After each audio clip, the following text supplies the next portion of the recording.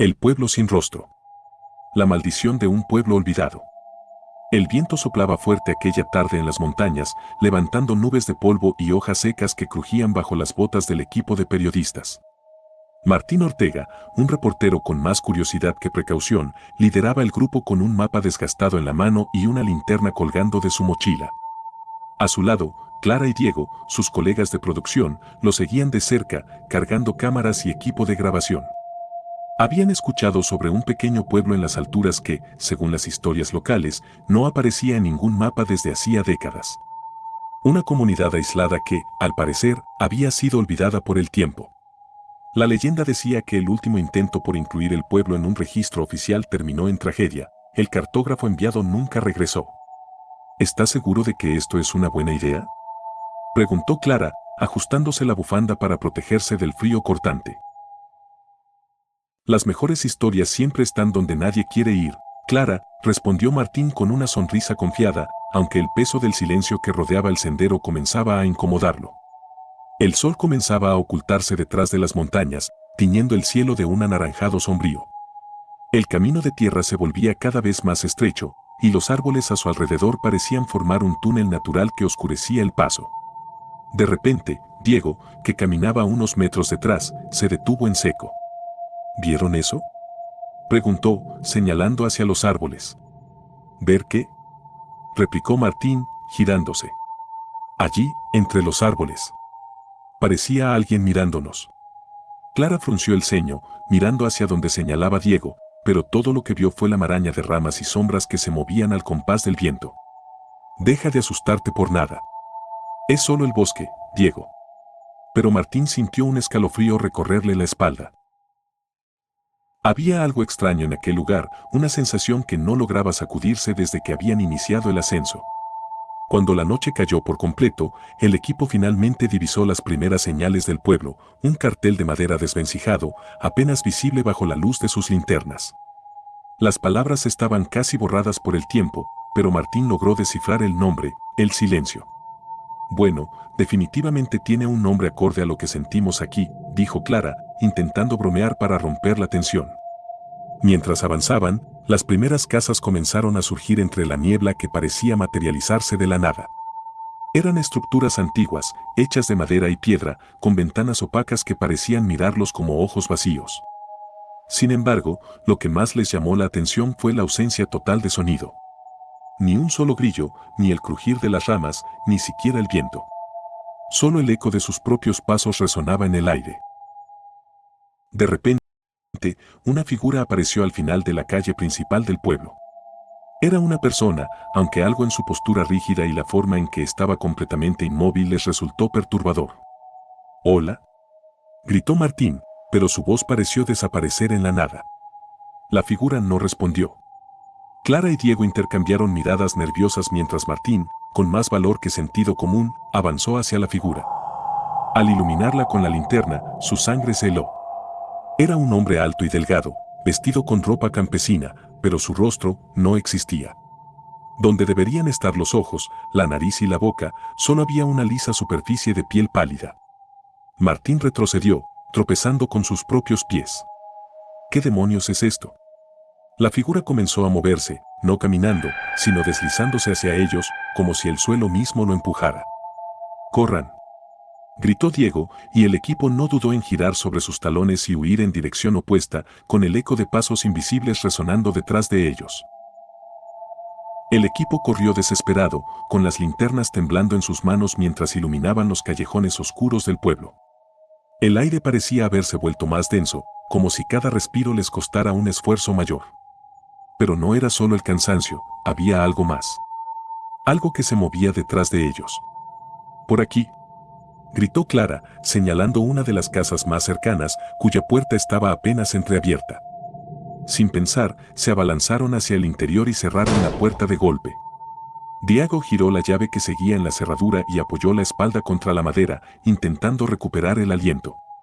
«¿Qué demonios era eso?», jadeó, con los ojos desorbitados. «No lo sé, pero no pienso quedarme aquí para averiguarlo», dijo Martín, encendiendo la linterna para observar el interior de la casa. El lugar estaba cubierto de polvo, como si nadie hubiera entrado en décadas. Los muebles eran antiguos y las paredes de madera estaban agrietadas. Una vieja lámpara colgaba del techo, balanceándose ligeramente, aunque no había viento. ¿Escuchan eso?, preguntó Clara, apretando la cámara contra su pecho. El grupo guardó silencio, y entonces lo oyeron, un leve murmullo, como un coro de voces distantes que provenían de algún lugar dentro de la casa. Las palabras eran ininteligibles, pero el tono era desesperado, suplicante. No. No puede ser. ¿De dónde viene eso?, preguntó Diego, temblando. Martín apuntó con su linterna hacia el pasillo al fondo de la sala principal. La oscuridad allí parecía más profunda, casi como si el pasillo mismo los observara. Las voces parecían intensificarse con cada paso que daban hacia él. No deberíamos ir hacia allí, susurró Clara, pero Martín ya había comenzado a caminar, incapaz de ignorar su instinto periodístico. Al llegar al final del pasillo, encontraron una puerta de madera cerrada con cadenas oxidadas. De las grietas de la puerta emanaba una luz tenue, de un color entre amarillo enfermizo y verde. Las voces eran más claras ahora, pero no hablaban en un idioma que ellos pudieran reconocer. Esto no es normal, Martín. Vámonos, insistió Clara, con lágrimas en los ojos. Martín alzó la mano para tocar las cadenas, pero apenas lo hizo, las voces se callaron de golpe. El silencio repentino fue ensordecedor y el grupo sintió como un frío helado se filtraba en sus huesos. ¿Qué hiciste?, susurró Diego. Antes de que Martín pudiera responder, la puerta tembló violentamente, como si algo del otro lado estuviera intentando salir. Las cadenas comenzaron a tensarse, y un sonido metálico, como el chirrido de uñas sobre vidrio, resonó en el aire. De pronto, el techo de la casa crujió, y un ruido seco, como si alguien estuviera caminando pesadamente sobre él, se escuchó por toda la estructura. Clara apuntó su linterna hacia el techo, y lo que vieron les heló la sangre. A través de una de las grietas en la madera, un ojo los observaba. No era un ojo humano. Era enorme, de un tono gris pálido, sin pupilas, y parecía parpadear de manera antinatural, como si no estuviera acostumbrado al movimiento. Diego retrocedió, tropezando con una silla y cayendo al suelo. En ese momento, las cadenas de la puerta estallaron, lanzando fragmentos de metal por toda la habitación. La luz enfermiza del interior inundó el pasillo, y algo comenzó a emerger. Era alto, mucho más alto que cualquier humano, con extremidades largas y delgadas que se retorcían como si no tuvieran huesos. Su rostro era completamente liso, pero de su piel brotaban pequeñas aberturas que emitían los mismos murmullos que habían escuchado antes. ¡Corran!, gritó Martín, tirando de Clara y Diego mientras el ser avanzaba lentamente, llenando el aire con un zumbido que hacía vibrar sus oídos. El grupo salió corriendo de la casa, pero lo que encontraron afuera no era mejor. Ahora, las calles del pueblo estaban llenas de figuras similares, todas inmóviles, todas sin rostro. Las miradas invisibles parecían perforarlos, y los murmullos comenzaron a llenar el aire nuevamente, esta vez con un tono acusatorio, como si el pueblo mismo los estuviera juzgando. Martín sintió que su visión se nublaba. Cada vez que intentaba enfocarse en una figura, su rostro se volvía borroso, como si estuviera perdiendo la capacidad de reconocer lo humano. Clara gritó, y al girarse, Martín vio que uno de los seres se había acercado a ella, tocando su cara con una mano alargada y deformada. «No», gritó Diego, empujándola para apartarla, pero era demasiado tarde. El rostro de Clara comenzó a desaparecer, deslizándose como tinta en el agua. Su boca se movía, pero no salían palabras, solo un grito mudo que se apagó en la oscuridad. «Tenemos que salir de aquí», gritó Martín, agarrando a Diego mientras ambos corrían hacia las afueras del pueblo. Pero por más que corrían, el cartel que decía el silencio aparecía una y otra vez frente a ellos, como si el pueblo no les permitiera escapar.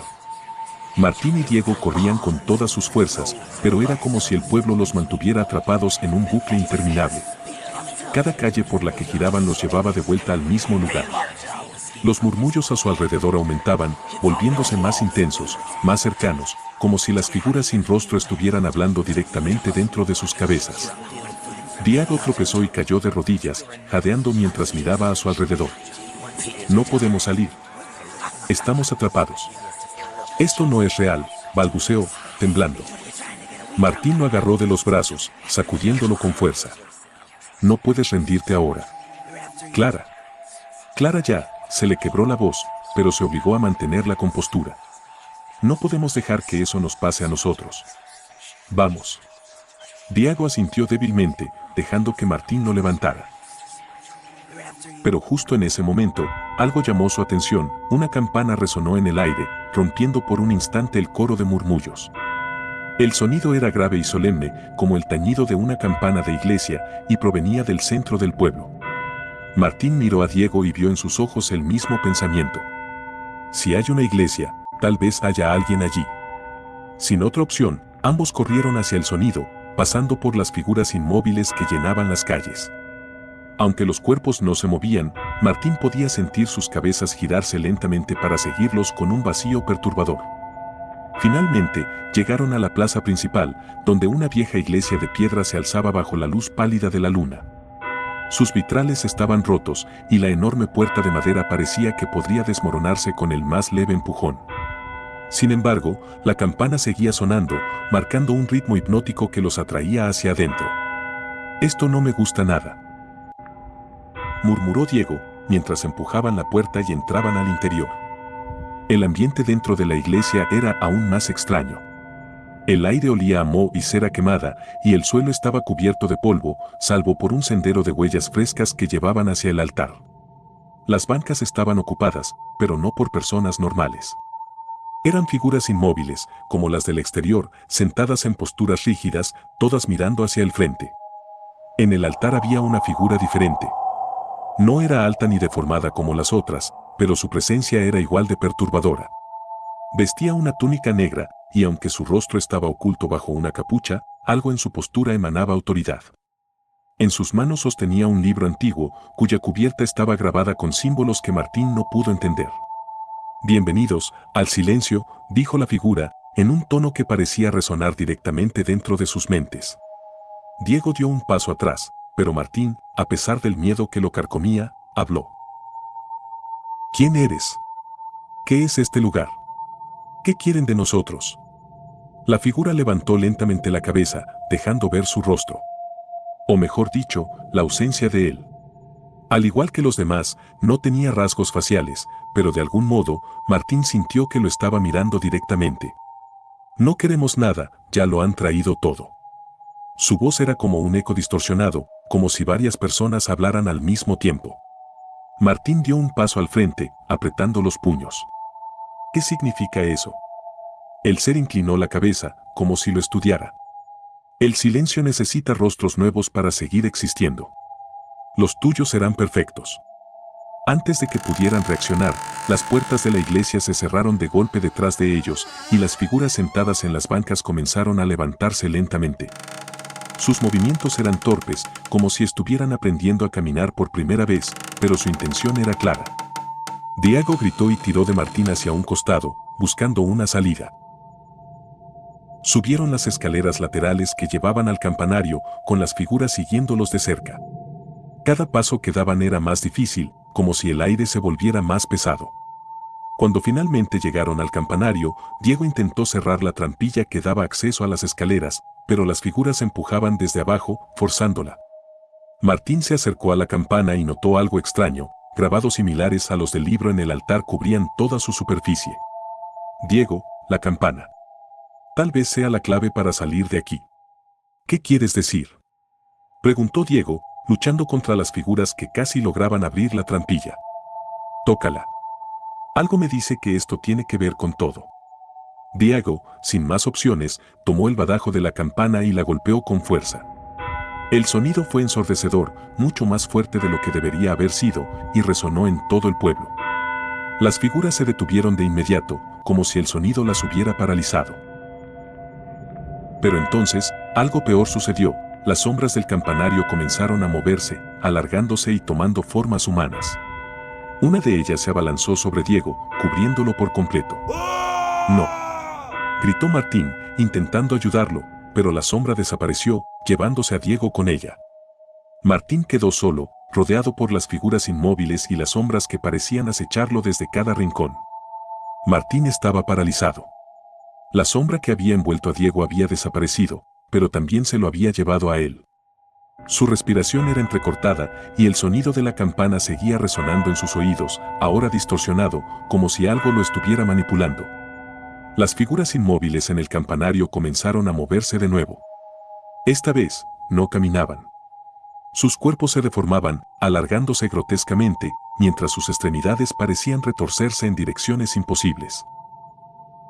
Se acercaban lentamente, y aunque no tenían ojos, Martín podía sentir cómo lo observaban con una intensidad inhumana. «Déjenme en paz», gritó, su voz resonando en el espacio vacío. Martín buscó desesperadamente una salida, pero las sombras del campanario se movían como si fueran vivas, bloqueando cada posible escapatoria. Entonces, vio algo, una pequeña puerta detrás de la campana, casi oculta entre las tablas de madera. Sin pensarlo dos veces, corrió hacia ella y la abrió, lanzándose al otro lado justo cuando las figuras lo alcanzaban. Cayó por una pendiente de tierra húmeda, rodando hasta aterrizar en lo que parecía ser una cueva subterránea. El aire allí era aún más pesado, y un extraño zumbido llenaba el lugar, vibrando en su pecho. Martín se levantó con dificultad, encendiendo su linterna, y lo que vio lo dejó sin palabras. Las paredes de la cueva estaban cubiertas de rostros. Cientos, quizá miles, incrustados en la roca. Algunos parecían antiguos, erosionados por el tiempo, mientras que otros eran recientes, con expresiones congeladas de terror y desesperación. Los ojos de los rostros parpadeaban, y sus bocas se movían como si intentaran gritar, pero ningún sonido salía de ellas. «Esto no puede estar pasando», susurró Martín, retrocediendo mientras el sudor frío empapaba su rostro.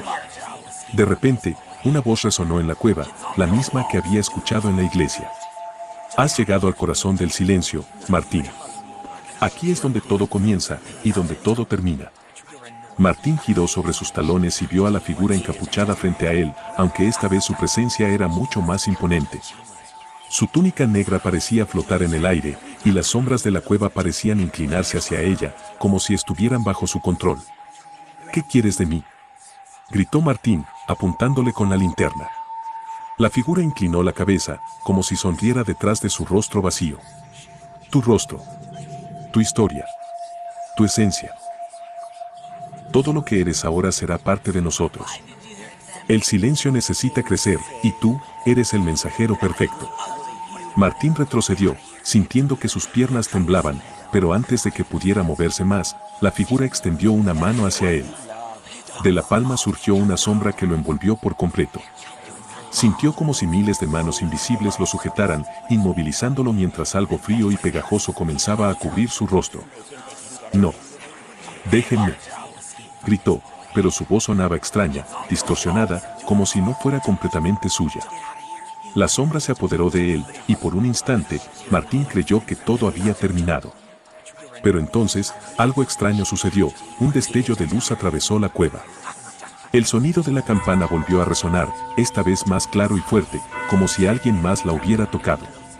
Las sombras retrocedieron, y Martín cayó al suelo, jadeando. La figura encapuchada se detuvo, observando algo detrás de él. Cuando Martín giró la cabeza, vio a Diego de pie en la entrada de la cueva, sosteniendo una linterna y algo en sus manos, el libro que el ser había dejado en el altar de la iglesia. «Martín, rápido». «El libro», gritó Diego, lanzándoselo. Martín lo atrapó, aunque apenas podía sostenerlo debido al temblor de sus manos. La figura encapuchada se movió hacia ellos, pero Diego comenzó a recitar algo en un idioma que Martín no entendía. Las palabras parecían quemar el aire, y la figura encapuchada se detuvo, gritando con una voz que resonó en toda la cueva. «Esto no acabará aquí. Siempre habrá un silencio, y ustedes serán parte de él». La cueva comenzó a temblar, y los rostros en las paredes gritaban, esta vez con un sonido agónico que llenó cada rincón. Martín y Diego corrieron hacia la entrada de la cueva, sintiendo como el suelo se desmoronaba detrás de ellos. Cuando finalmente salieron, la luz del amanecer comenzaba a aparecer en el horizonte. El pueblo, sin embargo, ya no estaba. Solo quedaba un terreno vacío, cubierto de hierba y niebla. Diego se dejó caer al suelo, agotado. «¿Crees que terminó?», preguntó, con la voz apenas un susurro. Martín miró el libro que aún sostenía. Las páginas estaban en blanco ahora, pero un pensamiento oscuro lo invadió. «No lo sé». Pero algo me dice que esto no se detendrá. Y mientras el sol se alzaba, una sombra delgada y alargada se proyectaba detrás de ellos, como un recordatorio de que el silencio nunca desaparece del todo.